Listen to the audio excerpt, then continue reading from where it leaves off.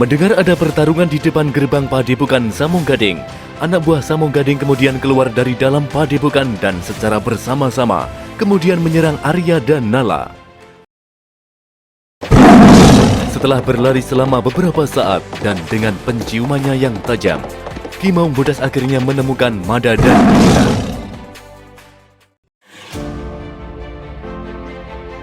Halo sahabat Nusantara, salam rahayu. Hari ini kita kembali akan menceritakan episode Alas Purwo dengan chapter ke-12 yang berjudul Arya, Gelora Cinta yang Membara.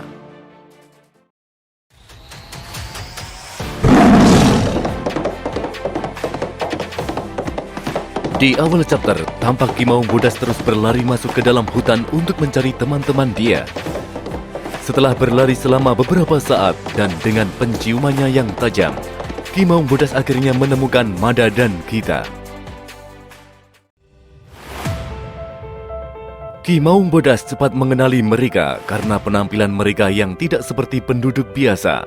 Sementara itu, Mada dan Gita sangat terkejut melihat ada harimau putih yang datang mendekatinya. Mada kemudian bersiap untuk mencabut kerisnya untuk menahan serangan dari harimau putih tersebut. Tiba-tiba harimau putih tersebut duduk di hadapan Mada dan Gita. Sambil memberikan hormat, Ki Maung Bodas kemudian memperkenalkan dirinya dan tujuan dia datang adalah untuk menyampaikan pesan dari dia. Mendengar penjelasan dari Ki Maung Bodas, Mada kemudian menaruh kembali kerisnya dan Gita segera mendekati Ki Maung Bodas sambil bertanya apa yang terjadi kepada dia. Ki Maung Bodas kemudian menjelaskan bila dia saat ini sedang ditahan di Padepokan Samong Gading. Samong Gading adalah orang yang telah menghancurkan hutan Alas Purwo dan menangkap semua binatang yang ada di Alas Purwo. Setelah membebaskan dirinya dari Padepokan Samong Gading, dia kemudian meminta dirinya untuk mencari teman-temannya dan segera menyelamatkannya. Setelah mendengar penjelasan dari Ki Maung Bodas, Gita kemudian menyampaikan ucapan terima kasih karena telah mau membantu dia menemukan mereka. Gita kemudian memperkenalkan dirinya dan Mada kepada Ki Maung Bodas. Gita menjelaskan bahwa mereka berlima bersama Arya, Nala, dan dia sedang dalam perjalanan menuju Pulau Bali. Gita kemudian bertanya, bagaimanakah kondisi dia? Apakah dia baik-baik saja? Ki Maung Bodas kemudian mengatakan, bila dia saat ini sedang dipaksa oleh pimpinan dari Padepokan Samong Gading untuk dijadikan istri. Mendengar hal tersebut, Gita kemudian meminta Ki Maung Bodas segera menunjukkan jalan menuju Padepokan Samong Gading.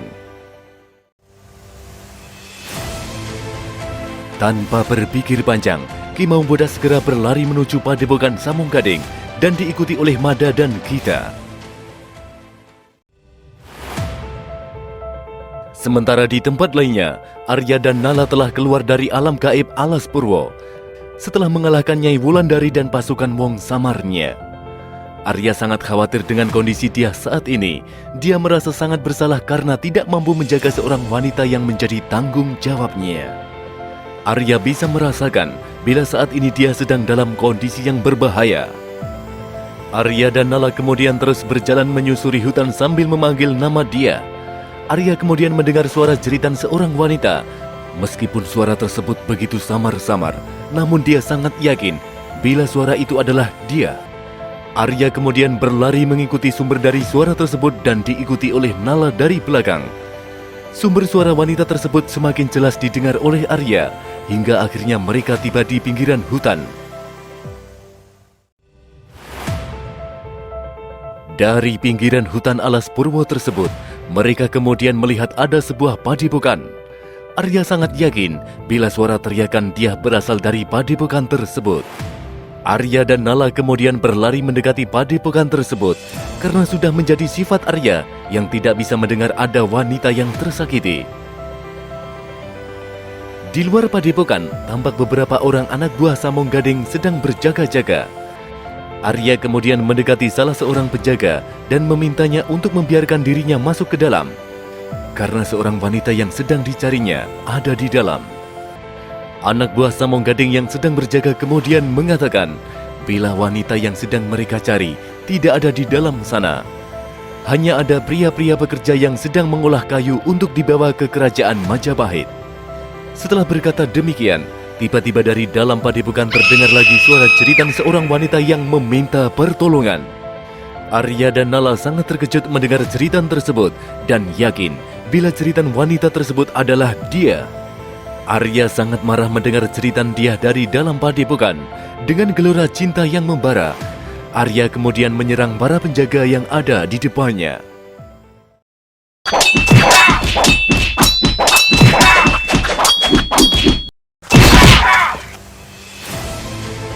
Mendengar ada pertarungan di depan gerbang padepokan Samong Gading, anak buah Samong Gading kemudian keluar dari dalam padepokan dan secara bersama-sama kemudian menyerang Arya dan Nala.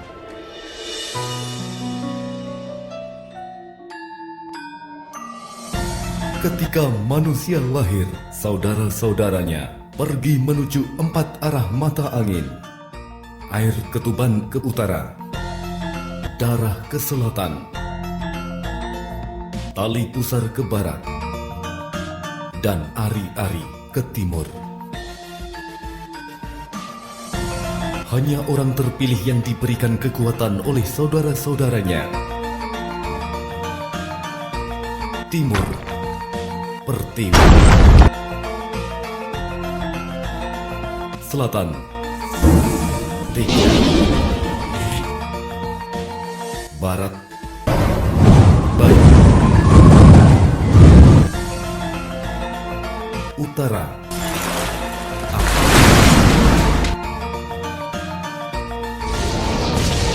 Tengah, Angkasa.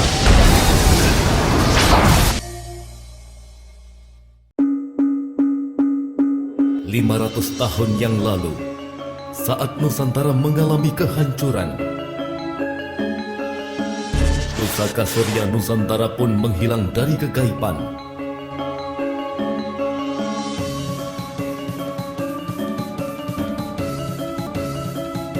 Lamun huwes kalah Nuswantara, isun amukti palapa. Lamun kalah ing gurun, ring Serang, Tanjung Pura, ring Haru, ring Pahang, Dompo, ring Bali, Sunda, Palembang, Tumase, Samono isun amukti palapa.